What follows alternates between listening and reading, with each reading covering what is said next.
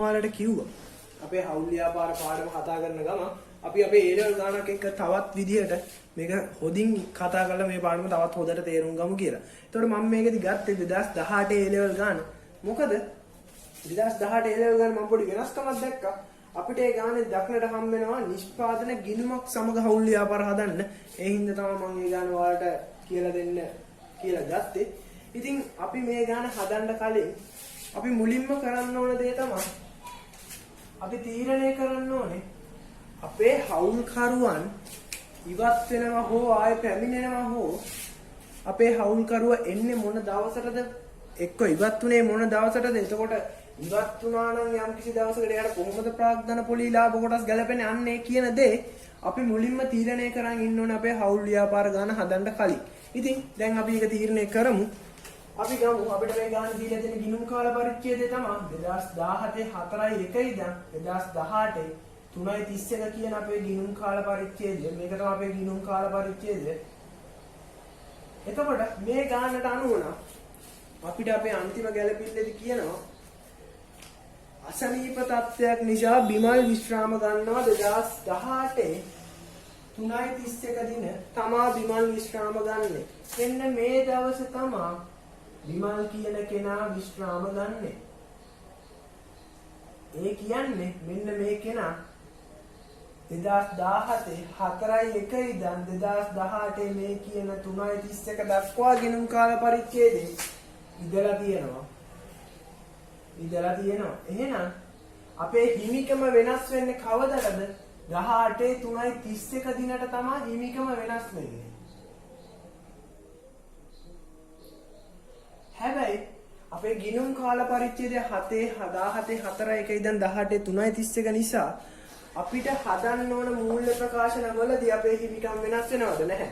අපේ හිමිකම් වෙනස් වෙන්නේ අපේ ඊළඟ කාල පරිච්ඡේදය. ඒ කියන්නේ 18 4:1 ඉඳන් 19 3:31 කියන කාල පරිච්ඡේදය තමයි අපේ හිමිකම් වෙනස් වෙන්නේ. එහෙනම් අපි අමල්, බිමල්, චමල් කියන මේ තුන් දෙනාටම ප්‍රාග්ධන පොලී දෙන්න ඕනේ. තුන් දෙනාටම ලාභ කොටස් දෙන්න ඕනේ. වේතන හිමි වෙනවා නම් වේතන දෙන්න ඕනේ. ඒ කියන්නේ බිමල් අයින් වුණා කියලා බිමල්ට මේ කාල පරිච්ඡේදයේදී මේ දේවල් හම්බෙන්නේ නැතුව යන්නේ නැහැ. මොකද බිමල් අයින් වුණේ මෙන්න මේ කියන දවසේ. ඉතින් එයා අපේ ගිණුම් කාල පරිච්ඡේදයේ අවසාන වෙනකම්ම හිටියා. ඒ හින්දා බිමල්ටත් මේ කියන හැම දෙයක්ම අයිති වෙනවා. ඒ වගේම තව පොඩි දෙයක්. මෙතන ඉඳන් මෙතෙන්ටම තිබ්බේ මොන givisumද අපි 17 4 ඉඳන් 18 3:31ටම තිබ්බේ අපේ පැරණි givisum. ඉතින් අපේ givisum අලුත් වෙන්නේ මෙන්න මේ කියන 18 3:31 දින.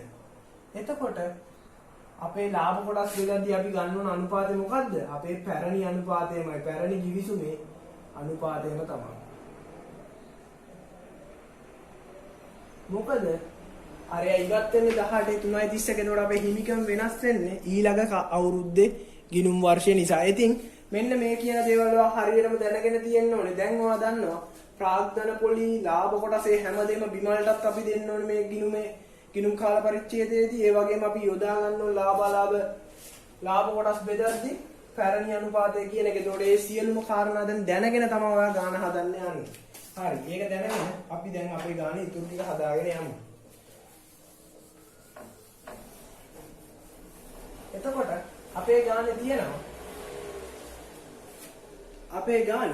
අපිට දැන් හදන්න වෙනවා විකුණුම් පිරිවැය අපිට හොයාගන්න වෙනවා. ලාභය හොයාගන්න වෙනවා. අපේ සුද්ධ ලාභය ඔය කියන දේවල් අපිට හොයාගන්න තියෙනවා. ඉතින් මේ දේවල් අපි හොයාගන්න නම් අපි මුලින්ම මොකද කරන්න ඕනේ? අපේ නිෂ්පාදන පිරිවැය හොයාගන්න ඕනේ. ඉතින් අපි නිෂ්පාදන පිරිවැය හොයන්න නම් මොකද කරන්න ඕනේ? මුලින්ම අපේ නිෂ්පාදන ගිණුම ගහන්න ඕනේ. එතකොට මෙන්න මේ කියන නිෂ්පාදන ගිණුම ඇතුලේ මොනවද තියෙන්නේ? ඍජු ද්‍රව්‍ය, ඍජු ශ්‍රමය, ඍජු වෙනත්. එහෙමත් නැත්නම් අපේ ප්‍රාථමික පිරිවැය, ඊට පස්සේ වක්‍ර ශ්‍රමය, වක්‍ර වෙනත්, වක්‍ර ද්‍රව්‍ය, එහෙමත් නැත්නම් අපේ නිෂ්පාදන පොදු කාර්ය පිරිවැය. එතකොට මේ ටිකේ එකතුවෙන් අපිට නිෂ්පාදන පිරිවැය එනවා. එතකොට මේක තමයි අපිට අන්තිමට ඕන උත්තරේ. එතකොට අපේ නිෂ්පාදන පිරිවැය සමන්විත වෙලා තියෙන මේ කාරණා මගින් මම මේක ඔයාලා දැන් කිව්වේ. ගාන පහසු වෙන්න ඔයාලා මේ වෙද්දි දන්නවා කියලා මම දන්නවා. ඉතින් අපි දැන් අපේ ගාන හදාගෙන යමු. අපි නිෂ්පාදන පිරිවැය ගානක් හදදී මම නැත්නම් නිෂ්පාදන ගිණුමක් හදදී අපි දන්නා මුලින්ම අපි දන්නවා අපේ ඍජු ද්‍රව්‍ය තොගය වල අගේවල් ටික. එතකොට අපි මුලින්ම ගන්නවා ආරම්භක අමුද්‍රව්‍ය තොගය. ආරම්භක අමුද්‍රව්‍ය තොගය. එතකොට ආරම්භක අමුද්‍රව්‍ය තොගය වශයෙන් තියෙනවා අපිට 18.3.31 දිනට තියෙන අවසාන ටික. ආරම්භක අමුද්‍රව්‍ය විදිහට තියෙන 17.3.31 දිනට තියෙන ටික. ආරම්භක අමුද්‍රව්‍ය තොගය අපිට තියෙනවා 600ක්. ඊට පස්සේ අපි ඒකට එකතු කරන්න ඕනේ අමුද්‍රව්‍ය ගැණුම් වර්ෂය තුලදී ගත්ත අමුද්‍රව්‍ය ටික. එතකොට අමුද්‍රව්‍ය ගැණුම් අපිට දක්නට හම් වෙනවා 1400ක්. එතකොට මුළු අමුද්‍රව්‍ය ඔක්කොම 2000ක් තියෙනවා. මේකට කියන්නේ පරිභෝජනය කළ හැකි. පරිභෝජනය කළ හැකි. ඇයි හැකි කියන්නේ? මොකද මේකේ පරිභෝජනය කරන්න පුළුවන් 2000යි. අපි දන්නේ කොච්චර පරිභෝජනය කරලාද කියලා. කළ හැකි ගාන 2000යි. එතකොට අපි මේකෙන් මොකද කරන්නේ? පරිභෝජනය කරපු ගාන හොයන්න සම්පූර්ණ. මේ ගත්ත අමුද්‍රව්‍ය වලින් ඉතුරු වෙලා තියෙනවනේ කොටසක්. ඉතින් අපි ඒ ටික අඩු කරන්න ඕනේ. එතකොට තමයි අපිට හොයාගන්න පුළුවන් මේ කාල පරිච්ඡේදයේ පරිභෝජනය කළ තොග ගාන කීයද කියලා. ඉතින් අපි අඩු කරනවා අවසාන අමුද්‍රව්‍ය තොගය. අවසාන අමුද්‍රව්‍ය තොගය විදිහට අපිට දක්නට ලැබෙනවා රුපියල් 1000ක අගයක්. ඉතින් අපි 1000ක් අඩු කරනවා. එතකොට අපේ අමුද්‍රව්‍ය විදිහට 1000ක් සමා තියෙන්නේ පරිභෝජනය කළ අමුද්‍රව්‍ය. දැන් අපිට පරිභෝජනය කළ අමුද්‍රව්‍ය. ඒ කියන්නේ අපි සත්‍ය වශයෙන්ම ඒකක 1000ක අමුද්‍රව්‍ය තොගයක් තමයි අපි පරිභෝජනය කළේ. ඒකක 1000ක් වටිනාකමකින් යුක්ත අමුද්‍රව්‍ය තොගයක් තමයි අපි පරිභෝජනය කරලා තියෙන මේ කිනුම් කාල පරිච්ඡේදය තුලදී. මේ හැම එකෙම තියෙන වර්ෂයට අදාළ ගාන. ඒක හොඳට මතක තියාගන්න. ඊට පස්සේ අපිට ඍජු වේතන දාන්න පුළුවන්. අපිට මේක තියෙනවා ඊට පස්සේ ඍජු වේතන 700ක් කියලා. 700. එතකොට මෙතනින් අපිට එනවා 1700ක ප්‍රාථමික පිරිවැය. ඊට පස්සේ අපිට තියෙන්නේ අපේ නිෂ්පාදන පොදු කාර්ය පිරිවැය ටික දාන්න. මේක අපේ නිෂ්පාදන පොදු කාර්ය තියෙනවා රුපියල් 300ක්. අපි ඒක ගිහිල්ලා දානවා නෑ. ඔයා දන්නවා. ඒව දාන්න බෑ. මොකද අපි අපේ ගැළපිලි ගැන තාම හරියට කතා කරේ නෑ. අපි ගැළපිලි කියවලා බලන්න ඕනේ මේ ගැළපිලි වල අපේ නිෂ්පාදන පොදු කාර්ය පිරිවැයට අදාළ දේවල් තියෙනවද නැද්ද කියන එක අපි කියවලා බලන්න ඕනේ. ඒ කියන්නේ ඔයාලා ගාන හදන්න කලින් මුලින්ම ගැළපිලි අනිවාර්යෙන් කියවන්න. මම මේ එහෙම කරේ නැහැ. ඔයාලා අනිවාර්යෙන් ගැළපිලි කියවන්න ගාන හදන්න කලින්. එතකොට මේක නිෂ්පාදන පිරිවැයට අදාළ වන ගැළපිලි දෙකක් මට දකින්න හම් වෙනවා. ඒ දෙක තමයි පළවෙනි එක විදිහට අපිට පුළුවන් ගන්න මේකේ තියෙන චමල්ට මාසික වේතනය. චමල්ට ගෙවන මාසික වේතනය රුපියල් 1000යි. රුපියල් 10000ක මාසික වේතනයක් ගෙවනවා මාසික. එතකොට මේ මාසික වේතනය යාට ගෙවන්නේ කර්මාන්ත ශාලාවේ කළමනාකරු නිසා. කර්මාන්ත ශාලාවේ කළමනාකරු නිසා. හොඳට මතක තියාගන්න කර්මාන්ත ශාලාවේ කළමනාකරු තමයි යා. හදිස්සියවත් කාර්යාලය කළමනාකරු වුණා නම් එයාගේ වේතනේ නිෂ්පාදන පොදු කාර්යයට යන්නේ නැහැ. ඒක එහෙනම් යන්නේ පරිපාලන හරි පරිපාලන වියදමකට. හැබැයි මේකෙදි කියන්නේ කර්මාන්ත ශාලාවේ කළමනාකරු. ඉතින් ඒ හින්දා තමයි එයාගේ වේතනේ අපි නිෂ්පාදන පොදු කාර්ය වලට දාන්න ඕනේ. අපි ඊට පස්සේ කියමු. ඊට පස්සේ කියනවා මේ වේතනේ මාස 10ක වැටුප ලැබිලා. මාස 10ක වැටුප ලැබිලා. ඒ කියන්නේ මාස 10ක වැටුප ගෙවලා තියෙනවා කියලා කියනවා. නිෂ්පාදන පොදු කාර්ය තුල මාස 10ක වැටුප තියෙනවා. අපේ නිෂ්පාදන පොදු කාර්යවල මාස 10ක වැටුප තියෙනවා. අපි දැන් එයාගේ වැටුප මාස 12යිනේ. මාස 12න් මාස 10ක වැටුප තමයි නිෂ්පාදන පොදු කාර්යවල තියෙන්නේ.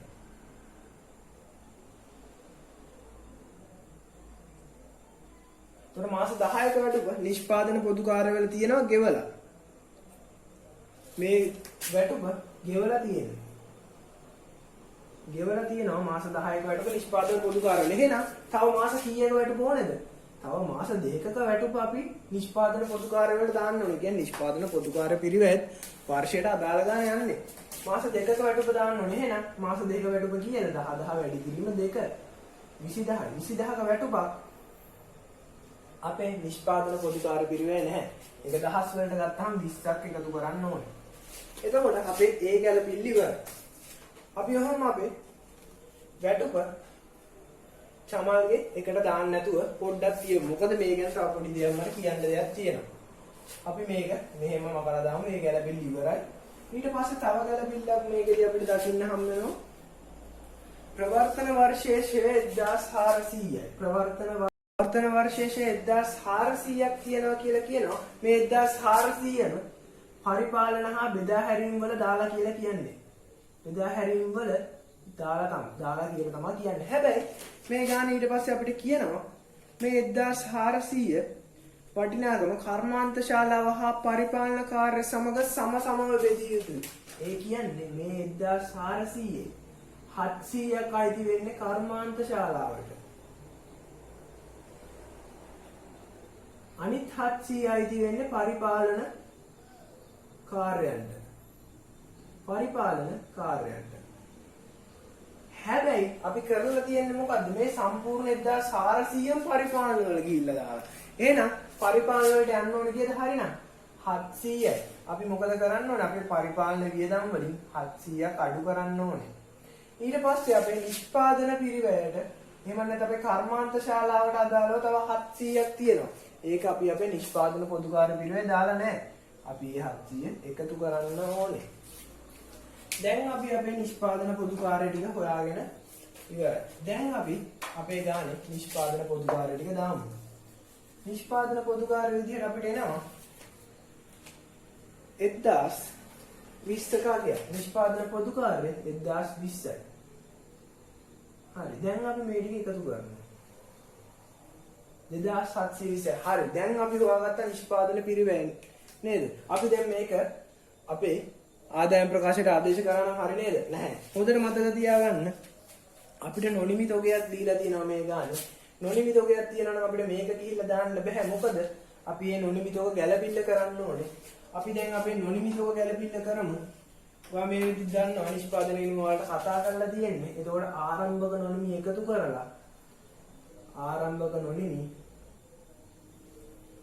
කරලා අවසන් නොනිමි අඩු කරනවා. ඔයාලට ප්‍රශ්නයක් එන්න පුළුවන් ඇයි ආරම්භක නොනිමි එකතු කරේ? ඇයි අවසන් නොනිමි අඩු කරේ කියලා. මම කියන්නම්. ආරම්භක නොනිමි කියන දේ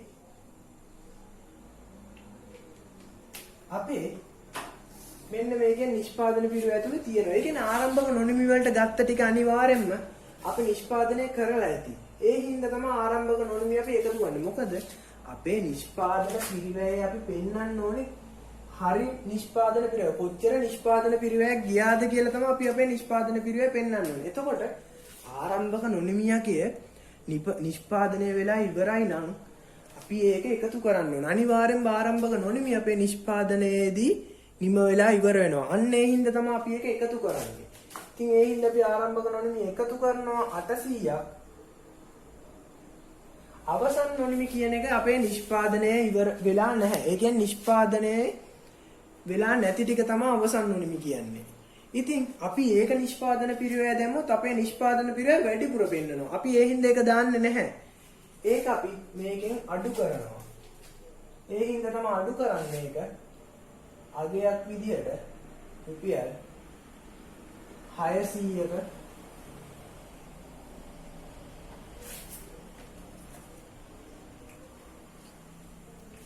600ක අවසන් නොනිමි තෝගයක්. එතකොට අපිට එනවා නිෂ්පාදන පිරිවැය වශයෙන් 2920ක්.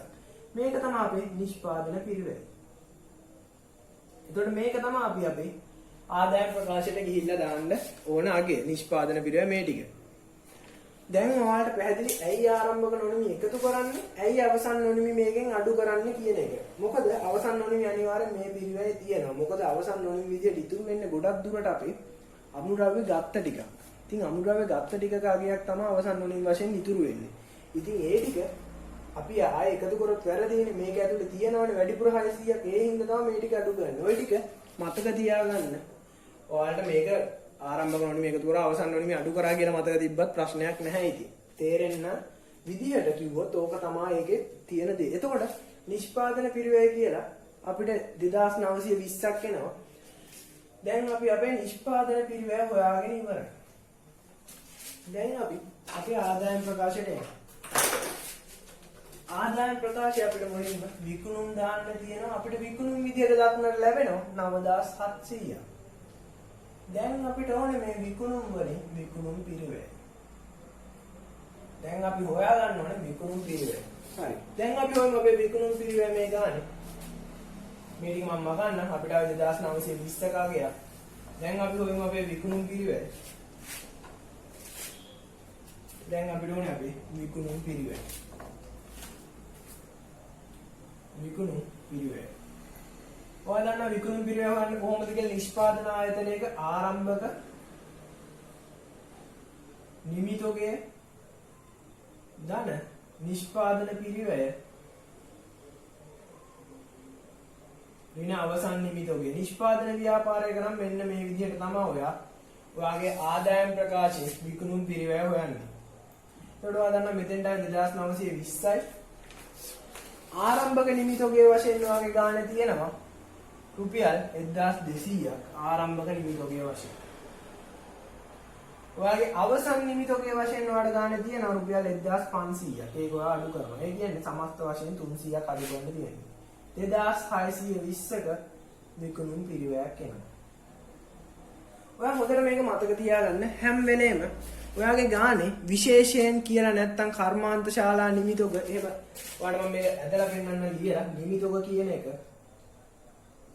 කර්මාන්ත ශාලා නිමිතෝක වෙළඳ නිමිතෝක. එතකොට මේ විදිහට නිමිතෝක දෙකක් ඔයාලට ගානක දක්නට හම්බුනොත් ඔයාගේ වෙළඳ දිනු මෙහෙම නැත්නම් ඔයාගේ විකුණුම් පිරිවැය හොයද්දි ගන්න ඕන වෙළඳ නිමිතෝක කියන එක තමයි. හැබැයි ඔයාලට කර්මාන්ත නිමිතෝක කියලා තිබ්බොත් ඒක ඔයා කර්මාන්ත ශාලාවේ නිමිතෝක සම්බන්ධයෙන් පොඩි ගැළපිල්ලක් කරලා හදන්න ඕනේ. මේ ගාන එක නෑ. ඒකත් හරිම ලේසි. කර්මාන්ත ශාලාවේ කියන්නේ ඔයාගේ නිෂ්පාදන ගිණුමේ ආරම්භක නිමිතෝක එකතු කරා අවසන් නිමිතෝකේ අඩු කරා ඒකේ තියෙන්නේත් එහෙමයි. ඒතකොට වෙළඳ නිමිතෝකේ කියලා මේ විදිහට තිබ්බොත් ඔයා ඒක ගන්න වාගේ විකුණුම් පිරිවැය. හැබැයි මේ කිසිම එකක් නැතුව නිමිතෝකේ කියලා තිබ්බොත් ඔයාගේ ගානේ ඔයා අනිවාර්යෙන් ඒක හිතන්න ඕනේ ඒක වෙළඳ නිමිතෝකයක්. කියන්නේ වෙළඳ ගිණුමට දාන එහෙම නැත්නම් විකුණුම් පිරිවැයට දාන නිමිතෝකේ. විකුණුම් පිරිවැයට දාන නිමිතෝකේ කියලා අනිවාර්යෙන් හිතන්න ඕනේ. ඉතින් ඔයාගේ විකුණුම් පිරිවැය නම් 1620ක්. ඔයා දැන් මේක අඩු කරාම ඔයාට එනවා දල ලාභය. ඔයාට එනවා 0.8යි 0.7080ක දල ලාභයක් ඔයාට එනවා. දැන් ඔයාලට තියෙනවා වගේ සුද්ධ ලාභය ගණනය කරන්න. දැන් ඔයාලට සුද්ධ ලාභය ගණනය කරනවා වගේ වෙනත් ආදායම් ඔයාගේ ගිණුමේ නැහැ. ඉතින් ඔයා ඊළඟ පරිපාලන වියදම් ටික අඩු කරනවා. පරිපාලන වියදම් විදිහට ඔයාලට 2350න් 700ක් අඩු කරන්න වෙනවා. ඔයා වැඩිපුර දාලා තිබ්බාගයක් තිබ්බ හින්දා. ඒකට එනවා 1650ක ගියා. අපි දල ලාභය මේ පැත්තෙන් දාමු. ඊට පස්සේ අපි අපේ මූල්‍ය වියදම් අඩු කරනවා. ඒතර මූල්‍ය වියදම ඔයා කෙලින්ම 350 දාන්න බෑ. මොකද මම ඔයාලට කිව්වා ගැළපෙලි අනිවාර්යෙන් විශේෂයි. ගැළපෙලි ඔයා කියවලම ඉන්න ඕනේ. ඒතර මේකේ ගැළපෙල්ලක තියෙනවා මෙන්න මේ විදියට. අමල්ගේ ණය සඳහා පොලිය අමල් රුපියල් 4000ක ණයක් දීලා තියෙනවා. 4000ක ණය මේ දහස් වලින් අගේ තියෙන්නේ. ණයක් සපයලා දෙන හවුල් ව්‍යාපාරයට. මේ සඳහා කිසිම පොලියක් ගෙවා නොමැති අතර ඒ පිළිබඳ කිසිදු සටහනක් පොත්වල නැහැ. අමල්ට පොලිය ගෙවලත් නැහැ. පොලියක් ගෙවලා නැහැ. ඒ වගේම කිසිම සටහනකුත් නැහැ. කිසිම සටහනකුත් නැහැ. ඔයා දන්නවා අමල්ට එහෙම නැත්නම් හවුල්කරුවෙකු ණයක් දීලා පොලිය ගණනය කරාම මේ පොලිය යන්න ඕනේ මොනවටද කියලා දන්නවා. ණය පොලිය කියන්නේ ඔයාගේ මූල්‍ය වියදමක් කියලා ඔයා දන්නවා මේ වෙද්දිත් ඔයාගේ ව්‍යාපාරේ. එතකොට මේ මූල්‍ය වියදම ගිහිල්ලා නැහැ මේ වෙද්දි. ඒ කියන්නේ කිසිම සටහනක් නැහැ කියන්නේ. මූල්‍ය වියදම දාලත් නැහැ. ඔයාගේ ජංගම ගිණුමේ ණය පොලී කියලා ගාන දාලත් නැහැ. ඉතින් ඔයා දැන් ණය පොලී කියලා ගාන දාන්න ඕනේ. ණය පොලී කියලා ගාන දාන්න ඕනේ. ඔයාට මෙයා ණය දුන්නේ 4000යි 4000න් 112ක්. ඔයාගේ 112ක් කියලා ඔයාගේ ගිවිසුමේ කියනවා 112ක් හිමි වෙනවා කියලා. එතකොට එනවා 480ක අගයක්. මෙන්න මේ කියන 480 ඔයා වගේ මූල්‍ය වියදම් වලට එකතු කරලා ණය පොලී කියලා ජංගම ගිණුමට දාන්න ඕනේ. ණය පොලී කියලා ජංගම ගිණුමට දාන්න ඕනේ 480. ණය පොලී හින්දා මොකද වෙන්නේ? ඔයාගේ කෙටි කාලෙන් හිමිකම් වැඩි වෙනවා. අමල්ට 480ක් එකතු කරන්න ඕනේ. දැන් මූල්‍ය වියදම් වලට 480ක් එකතු කරන්න ඕනේ. එතකොට ඔයාලට මූල්‍ය වියදම් වල එකතු වෙනවා 830ක්. දැන් ඔයාලට කියනවා සුද්ධ ලාභය ගණනය කරන්න. අපිට සුද්ධ ලාභය විදිහට එනවා මේක අඩු කරාම 0.6යි මෙතන තියෙනවා 4600ක සුද්ධ ලාභයක් එනවා. දැන් අපිට ලේසි. ඔයා දන්නවා මේ විදිහට ඔයාලා කතා කරලා තියෙනවා මේ දේවල්. මෙන්න මේ සුද්ධ ලාභය තමයි අපි අපේ හවුල්කරුවන්ට විසර්ජනය කරන්නේ. ඒ කියන්නේ හවුල්කරුවන්ගේ ගෙවන ගෙවීම් ගෙවන්නේ. හවුල්කරුවන්ට කරන ගෙවීම් ගෙවන්නේ මේකේ. එතකොට මේක තමයි ඔයා හවුල්කරුවන්ට විසර්ජනය කරන්න ඕන ඔය කියන 4600. අපි ඒක කරමු දැන්. අපිට මුලින්ම තියෙන්නේ මේක ප්‍රාග්ධන පොලි. ප්‍රාග්ධන පොලි ඔයා දන්නවා ප්‍රාග්ධන පොලි වලින් මොකද වෙන්නේ? අඩුවීමක් ප්‍රාග්ධන පොලි කියන්නේ මේ ගාන ගෙවනවා මේ 4600 ප්‍රාග්ධන පොලි ගෙවාගෙන යන එක කරන්නේ. එතකොට අපේ ලාභය අඩු වෙනවා. ප්‍රාග්ධන පොලියේදී අපේ ගාන කියන්නේ ප්‍රාග්ධන ගිණුමේ ආරම්භක ශේෂ මත 110ක පොලියක් හිමි වේ. ඒතකොට ප්‍රාග්ධන ගිණුමේ ආරම්භක ශේෂ ටික අපි දාගෙන යන අමල් 10000යි කියන්නේ 110ක්. විමල් 6000යි ඒකෙන් 110ක්. චමල් 4000යි ඒකෙන් 110ක්. එතකොට වාට එනවා අමල්ට 1000ක් විමල්ට 600ක් සහ චමල්ට 400ක්. එතකොට ප්‍රාග්ධන පොලි අමල් චමල් විමල් කියලා 1000යි 600යි 400යි විදිහට මේක දානවා. ඒ වගේම ආ දන්නවා ප්‍රාග්ධන පොලියේ හින්දා කෙටි කාලේන හිමිකම වැඩි වෙනවා. වායේ හින්දා ප්‍රාග්ධන පොලි ගිහිල්ලා වාගේ ජංගම ගිණුමේ දානවා 1000යි 600යි සහ 400යි. අපි දැන් බලමු අපේ ඊළඟ අඩු කිරීම මොනවද තියෙන්නේ කියලා. ඔයාලා මතකද අපි වේතනයක් ගෙවුවා. අපි චමල්ට කළමනාකාරීත්වයට දායක වුණාට වේතනයක් ගෙවුවා. වේතනය 10000ක් මාසෙකට 10000ක් බැගින් වේතනයක් ගෙවුවා. එතකොට මාස 12කට නම් 1,20,000යි. අපි දැන් මෙන්න මේ කියන 1,20,000 අපේ ලාභ විසර්ජන ප්‍රකාශයට හොඳට මතක තියාගන්න දාන්නේ නැහැ. මේ කියන 1,20,000 අපේ ලාභ විසර්ජන ප්‍රකාශයට අපි දාන්නේ නැහැ. ඒකට හේතුව මේ 1,20,000 තිබ්බේ මොකේද? අපේ කර්මාන්ත ශාලා එහෙම නැත්නම් අපේ නිෂ්පාදන පොදු කාර්ය පිළිවෙල. මේක නිෂ්පාදන පොදු කාර්ය පිළිවෙල තිබ්බේ නැත්නම් අපිට 1,20,000 විසර්ජනය කරන්න පුළුවන්. මම ඒකට හේතුව පෙන්නන්නම්.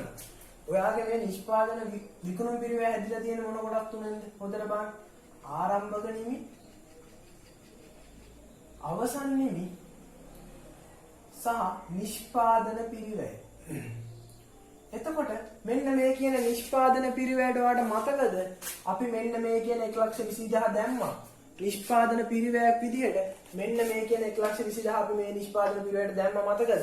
එහෙනම් මෙන්න මේ කියන නිෂ්පාදන පිරිවැය 1,20,000 ඔයාගේ විකුණුම් වලින් අඩු වෙලා නේද තියෙන්නේ දැනටම? ඒ කියන්නේ ඔයාගේ ලාභයෙන් මෙන්න මේ කියන 1,20,000 දැනටමත් අඩු වෙලා නේද තියෙන්නේ? ඔයා ආයෙ අඩු කරොත් මොකද වෙන්නේ? තව පාරක් අඩු කරනවා. ඒක වැරදි. අන්න ඒ හින්දා තමයි ඔයා මෙන්න මේ කියන වේතනේ අපේ ලාභ විසර්ජනයට දාන්නේ නැත්නම් ඒක හොඳට මතක තියාගන්න. වේතනේ යන්නේ නැති වෙන්නේ එකම හේතුව අන්න ඒකයි. නැත්තම් සාමාන්‍ය ගානක නම් ඔයාගේ වේතනේ අනිවාර්යෙන් යනවා. එතකොට ඔයා දැන් වේතන විදියට ඔයාගේ ගිණුමේ දාන්න ඕනේ ජංගම ගිණුමේ වේතන කියලා 1,20,000 වේතන කියලා. චමල්ට 1,20,000ක් ඒ වගේම මේ 1,20,000 වේතන මාස 10ක ගෙවලා තියෙනවා. මේ මාස 12ක වේතනේ මාස 10ක ගෙවලා. ඒ කියන්නේ ලක්ෂයක් ගෙවලා එතකොට මුදල් කියලා මම නැත්තම් වේතන කියලා ලක්ෂයක් හර කරන්න පුළුවන් චමල්ද 100ක්. ඔය විදිහට වාට චමල්ගේ වේතන දාන්න පුළුවන්. වා වේතන කියලා ලියන්න එපා. මුදල් කියලාම දාන්න. ඒක තමයි වේතන වල ගැළපිල්ල. දැන් අපිට හරිය ලේසි අපේ සුපුරුදු පරිදි අපිට ලාභ කොටස් ගණනය කරන්න තියෙන්නේ. ඔයා මේ වෙද්දි දන්නවා ලාභ කොටස් ගණනය කරන හැටි. කලින් වීඩියෝ වල සවිස්තරාත්මක මේ දේවල් කතා කරා. සුද්ධ ලාභය අරගන්නවා 4600යි. මෙන්න මේකේ සුද්ධ ලාභයෙන් අපි හවුල් කරුවන්ට විසර්ජනය කරපු දේවල්. ඒ කියන්නේ ලාභ කොටස් වලට කලින් හවුල් කරුවන්ට විසර්ජනය කරපු දේවල් අඩු කරනවා. මේ ගන්න අපි ප්‍රාග්ධන පොලි විතරයි විසර්ජනය කළේ. එකතුව තියෙනවා 2000. 10යි 600 400 2000 එකතුව කියන්නේ 2600 කගයක් අපිට ඉතුරුයි ලාභ කොටස් බෙදා ගන්න. මේ අගෙන් තමයි අපි ලාභ කොටස් බෙදන්නේ හවුල් කරුවන්ට. අපි බෙදාගෙන යන හවුල් කරුවට ලාභ කොටස් බෙදද්දී අපි යොදා ගන්න ඕනේ අපේ පැරණි අනුපාතය කියලා. වාට මේ වෙද්දිත් මතකයි. මොකද 18 3යි 31 තමයි අයින් වුණේ බිමල් කියන කෙනා. එතකොට අපි ලාභ කොටස් බෙදමු 2600ෙන් 10න් 5ක් යන්නේ අමල්ට. බිමල්ට 2600ෙන් 10න් 3ක් යනවා. චමල්ට 2600ෙන් 10න් 2ක් යනවා. එතකොට අපි බලමු කීයද කියලා. මෙයාට 26යි 26 පහෙන් වැඩි කරාම අපිට එනවා 30යි 1300 කගයක් චමල් අමල්ට යනවා 260 පහෙන් වැඩි කරාම 1300 කගයක් චමල්ට යනවා 263න් වැඩි කරාම 780 කගයක් බිමල්ට යනවා. ඊට පස්සේ 260 දෙකෙන් වැඩි කරාම 520 කගයක් අපේ චමල්ට යනවා. එතකොට ලාභ කොටස් කියලා අමල් චමල් බිමල් කියලා 1300ක් සහ අමල් බිමල් චමල් සමාන වෙන බිමල්ට යනවා 780ක් චමල්ට යනවා 520ක්. එතකොට මේ ටිකේ සමස්ත එකතුව මෙන්න මේ ඔක්කොගේම සමස්ත එකතුව කීයට සමාන වෙනවා මේ වෙද්දි දන්නවා 4600ට සමානයි. එහෙම නැත්නම් ඔයාගේ ගාන වැරදි. ඔයාගේ අන්තිමට සුද්ධ ලාභය මේ විදිහට එන්නේ. එතකොට ඔයා ලාභ කොටස් මේකේ දානවා ඔයාගේ ගිණුමේ ලාභ කොටස් විදිහට 1300යි 780යි 520යි. අපි බලමු මේ ටික එකතු කරලා මෙතන 2000ක් ආවා. මෙතනට එනවා මෙතන එකතුව 700යි 500යි 1200යි 1300යි 1300 2600යි. එතකොට මෙතනින් 2600ක් එනවා. අඩු කිරීමක් විදිහට. එතකොට ඔය පාග්ධන වලින් 2000ක් එනවා. ඒ කියන්නේ සම්පූර්ණ 4600යි විසර්ජනය කරා. එතකොට ඔයාගේ ලාභ විසර්ජන ගිණුම සම්පූර්ණයෙන් හරි. තව එකම එක ගැළපිල්ලයි අපිට අපේ ගානේ තියෙන්නේ. අපි දැන් ඒක කතා දැන් අපිට තියෙන්නේ අපේ අන්තිම ගැළපිල්ල. එහෙම නැත්නම් අපිට මේ ගාන ඉතුරු වෙලා තියෙන අන්තිම කොටස කරන්න. දැන් අපි අපේ ලාභ විසර්ජනය කරා. අපේ ප්‍රාග්ධන ගිණුමට ගොඩක් ඒවා දැම්ම. හැබැයි අපි එක දෙයක් කරේ නැහැ. මේ මොකද්ද? මේ හවුල් කරුගේ ඉවත් වීම නිසා හිමිකමට වෙන දේ. මෙන්න මේ හවුල් කරු බිමල් කියන කෙනා 18 3:31 ඉවත් වුණා. අයින් වුණා ඉවත් වුණා. එතකොට මෙන්න මෙදාට අපිට මේ ගානේ තියෙන්නේ මේ ගානේ ඉතා හොඳ ගානක්. මේ ගානේ අපිට තියෙනවා එදිනට ඔහුගේ කීර්තිනාම කොටස 2100යි. හොඳට බලන්න මේ සමස්ත කීර්තිනාමය නෙමෙයි දීලා තියෙන්නේ. වරද්ද නම් ගන්න එපා. ඔයාලට දීලා තියෙන්නේ බිමල්ගේ කීර්තිනාම කොටස. බිමල්ගේ කීර්තිනාම කොටස විතරයි. එතකොට ඔයා හොයාගන්න ඕනේ මුළු කීර්තිනාමය. ඔයා මුළු කීර්තිනාමය කියන එක දන්නේ නැහැ. මුළු කීර්තිනාමය දන්නේ නැහැ. මුළු කීර්තිනාමය හොයාගන්න ඕනේ. එතකොට අපි අපේ මුලින්ම මුළු කීර්තිනාම කොටස හොයාගෙන ඉමු. හොඳට බලන්න අපිට තියෙන අනුපාතය මොකද්ද මේ කීර්තිනාම ගණනය කරද්දී? ඒ කියන්නේ අපේ සූත්‍රය මොකද්ද? සූත්‍රය කිව්වේ අපේ දිත්ත සටහන. ඔයාලට මතකයි? නව අනුපාතයට හර ප්‍රාග්ධන ගිණුම පැරණි අනුපාතයට බැර ප්‍රාග්ධන ගිණුම කියන්නේ. පැරණි අනුපාතයට බැර කරලා නව අනුපාතයට හර කරන එක තමයි අපි කීර්තිනාමයේදී කරන්නේ. ඉතින් ඔයා දන්නවා මේ 2100 කියන්නේ විමල්ට හිමි වෙන්න ඕන කීර්තිනාමය 2100 කියන්නේ විමල්ට හිමි කීර්තිනාමය. එහෙමත් නැත්නම් අපි මේක ගත්තොත් අනුපාතයට මේ තියෙන පැරණි අනුපාතයට අනුව විමල්ට හිමි කීර්තිනාමය. අනුපාතයට අනුව විමල්ට හිමි කීර්තිනාමය.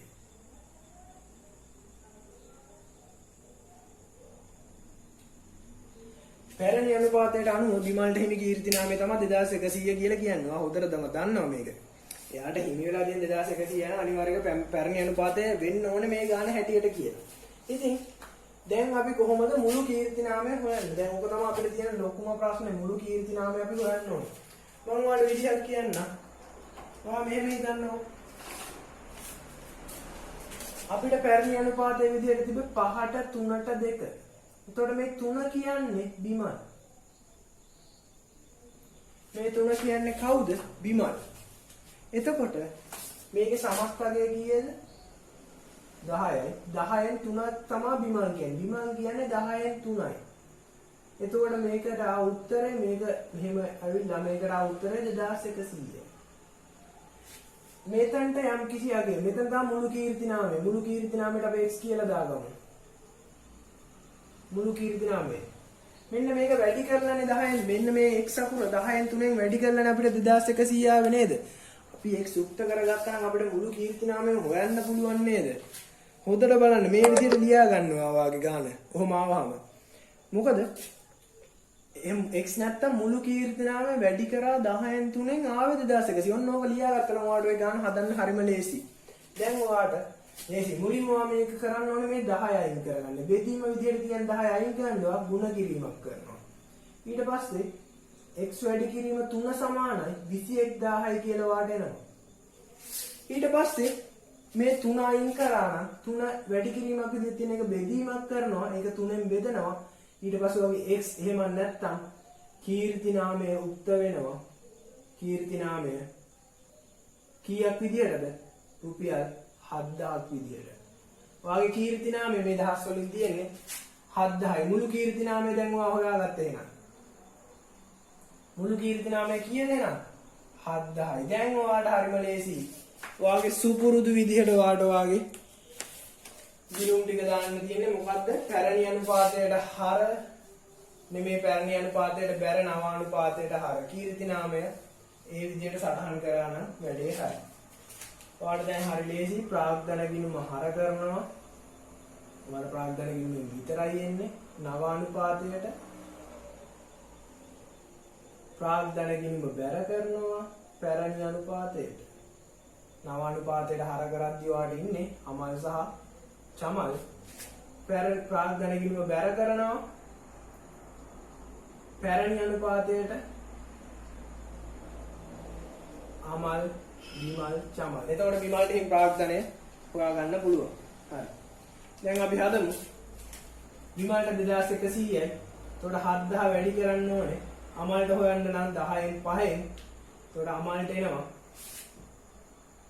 0.35ක් 3500ක් එනවා අමල්ට. ඊට පස්සේ අපිට ඕනේ චමල්ට තියෙන්නේ 2යි. එතකොට 10න් 2යි චමල්ට තියෙන්නේ 1400ක් චමල්ට එනවා පැරණි අනුපාතය. ඒකට ඔය එකතුව බලන්න හරියද 7000 එනවද කියලා 7000ක් එනවා. ඔයා දැන් මේක දාන්න ඕනේ වගේ ප්‍රාග්ධන ගිණුමේ කීර්තිනාමය කියලා පැරණි අනුපාතයට. ඔයා දානවා 3500යි 2100යි 1400යි. ඊළඟ කීර්තිනාමය හර කරනවා ප්‍රාග්ධන ගිණුමේ නව අනුපාතයට. මේක නව මේක පැරණි. කීයක් විදිහටද? ඔයගේ නව අනුපාතය වලට මේ ගන්න කියනවා 5ට 2 අනුපාතයට කියලා. එතකොට 7000 බෙදනවා 7න් 5 කියන්නේ කවුද? අමල්. 7න් 2 කියන්නේ කවුද? චමල්. 7000 වැඩි කරනවා 7න් 2න් 7න් 5න්. එතකොට වඩ නම් 5000ක් සහ 2000ක්.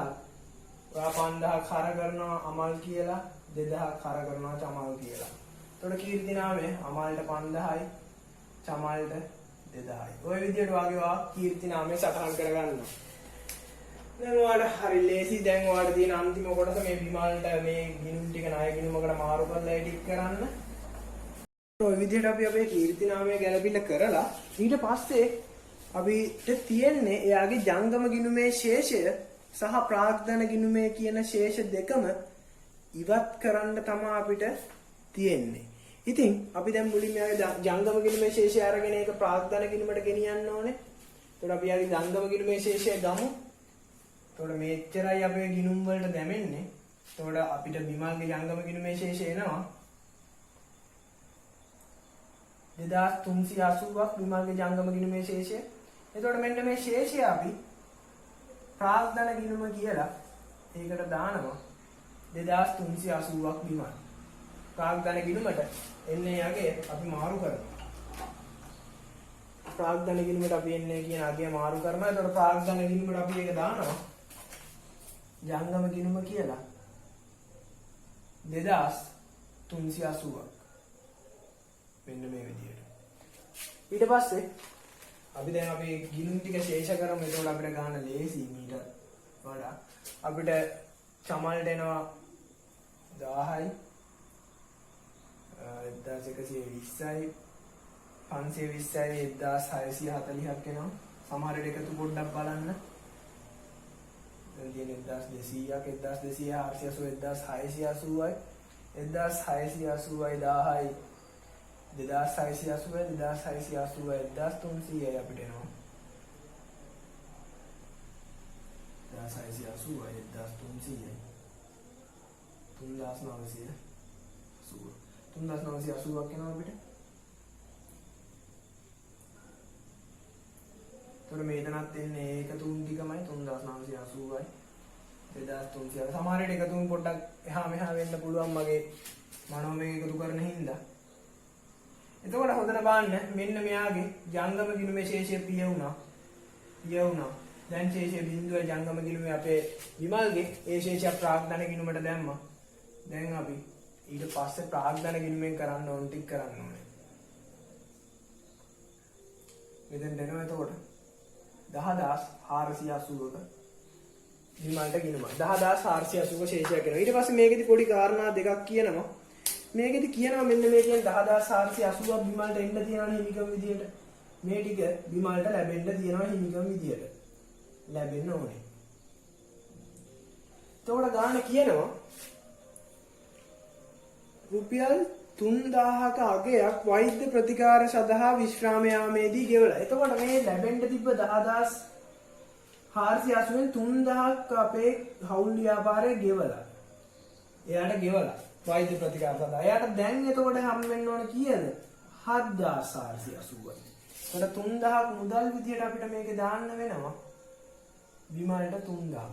එතකොට දැන් එයාට ලැබෙන්න තියෙන්නේ කීයද? හරියටම ලැබෙන්න ඕනේ ලැබෙන්න තියෙන ගාණ 7480යි. එතකොට අපිට කියන්නේ මෙන්න මේ කියන 7480 ණය ගිණුමක පෙන්වන්න කියලා. ණය ගිණුමක පෙන්වන්න ඕනේ ණය ගිණුම කියලා. අපි 7480ක් මේ විදිහට දානවා. මේ විදිහට 7480ක් දානවා. එතකොට හොඳට බලන්න මෙතන එකතු වෙනවා 10480යි. එතකොට එයාගේ ප්‍රාග්ධන ගිණුමේ ශේෂයත් අයින් වුණා. ඊළඟට අපි අපේ ණය ගිණුමක් ගහනවා. ණය ගිණුමක් කියලා බිමන් කියලා ශේෂය පගේ කියලා ශේෂය කියලා මේකට ගෙනියනවා 7480ක් මෙන්න මේ විදිහට. විමල්ට ගෙවන්න තියෙනවා. මේක කලින් අපි කතා කරා. මේක අපේ ජංගම නෝන වක්කීමක් මූල්‍ය තත්ත්ව ප්‍රකාශය පෙන්වන්න ඕන. එතකොට මේ විදිහට අපිට අපේ හවුල් කරුවන්ගේ මේ ගාණ හදන්න පුළුවන්. මෙතන එකතුන් ගත්තොත් 5400යි මෙයාගේ. මෙතන එනවා 13500යි 13500යි 5400යි. එතකොට ශේෂයේ විදිහට අපිට මෙයාගෙන් එන්නේ ශේෂයක් විදිහට අපිට මේක ගන්න පුළුවන්. මම මෙතන දාන්නම් ශේෂය ඊගේ 8500යි 3400. සමහර එකතු කිරීම අඩු කිරීම පොඩි හරි අවුලක් වුණොත් ඒක හිතන්න එපා. ගානට දාන්න ඕන හැමදේම මේ ටික. එතකොට මේ විදිහට අපිට 2018 ගාන හදන්න පුළුවන්. ඉතින් මං හිතනවා ඔයාලට 2018 ගානේ අමාරු දේවල් තිබ්බනම් දැන් හොඳටම පැහැදිලි වෙන්න ඇති කියලා. එතකොට ඔයාලට මේක බලන් හිටියට ගොඩක් ස්තුතියි.